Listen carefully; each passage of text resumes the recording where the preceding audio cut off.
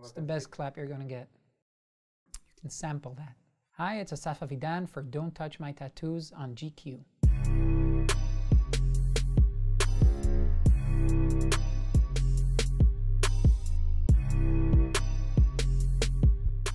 I like the idea of tattoos, but I don't really, I like the history of tattoos, the cultural or anthropological study of tattoos, but I don't really follow like modern tattoo artists on Instagram or anything.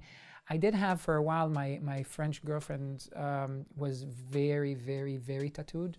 And so it kind of brought me more into that world, and I felt naked. I felt like I'm very uninked. And that's when I decided to get a larger and larger back piece until I designed something that goes all the way down. I really don't really care about anything except giving myself some kind of symbolism on my own skin. My theme is opposites, contradictions, the duality of life. So I would have an anchor and a compass, something that brings me down and keeps me safe, but something that represents going in a new direction and finding something, and the movement versus the stagnant.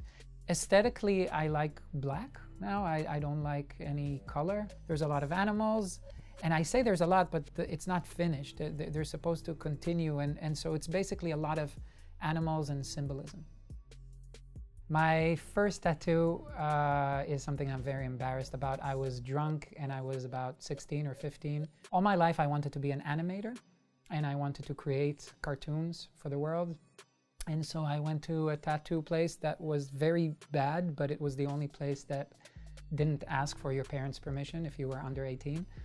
And I asked to tattoo Bugs Bunny and the Tasmanian Devil in color on the back of my shoulder. It was probably the worst tattoo you'd ever seen. That tattoo, it was Bugs Bunny and it was the Tasmanian Devil, and Bugs Bunny was wearing a NBA jersey of the Knicks, the New York Knicks, number 33, which was Patrick Ewing, which I don't believe that I was a huge fan of the Knicks at the time. So yes, it was Bugs Bunny as a Knicks fan.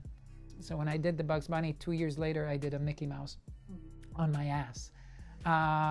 Which I still have, and specifically that one, the Mickey Mouse on my ass, I don't think I'll ever cover. I like the little reminder of how stupid I was.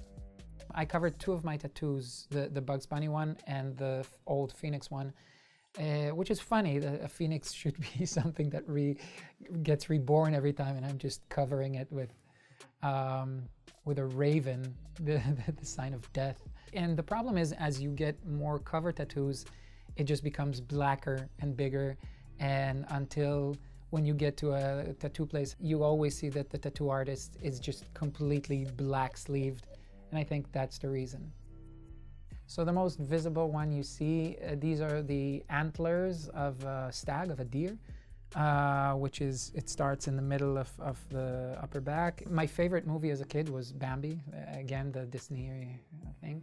And the story of Bambi is the story of manhood, of the son becoming the king, or a boy taking over the place of his father. And I did that when I finally recognized that I'm the mature one or the old one, and I need to take my place and start taking care of the forest. This one is a raven, which goes together with this one, which is a rooster. And they come together. The rooster and the raven are the day and the night, life and death. And I also imagine that the rooster is the male and the raven is the female, so there's also that. Then here I have that seed, very fruity plant, and then a peony, again, something about femininity and masculinity. The anchor and the compass, which is the way and the home. And I have Mickey Mouse on my ass. My last tattoo, and the difference between that and the first tattoo, is that I matured a bit, and my ideals of what a tattoo is almost like what happened in my ideals of what art is. It's supposed to be something that is translatory, so you can translate it to whatever you want it or need it to be as the years go. And the same thing I try to do with songs. A song is not just a representation of the space and time that I created, but I need to be able 10 years later when I sing it, or when somebody hears it, hopefully 40 years later, to translate what they need it to be. So it's specific, but also abstract enough that you can pour whatever meaning to it. And that's, so the last tattoo I did, it's this weird, very grapey kind of plant. It looks like grapes, but it's about the fruitfulness and a lot of seeds and a lot of fruit. It has to do with my back piece, which is a work in progress, and there's many contradictions and opposites.